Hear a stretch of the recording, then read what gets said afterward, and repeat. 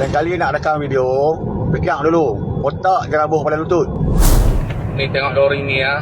Sepanjang-panjang jalan dia duduk kanan je. Nanti bila orang duduk belakang dia kereta apa dia brake. Ni dah busukkan nama driver ni. Mayang Bayu Mas ni. Apa nombor 7767 Sepanjang-panjang jalan tu. Waktu orang duduk belakang dia brake. Oh, buruk perangai, busuk hati tu. Ni kita tengok lah. Semalam ada satu video tu, ada satu driver mangkuk ayun tu. Dia duk rekam video, dia masuk dalam grup WhatsApp semua lah.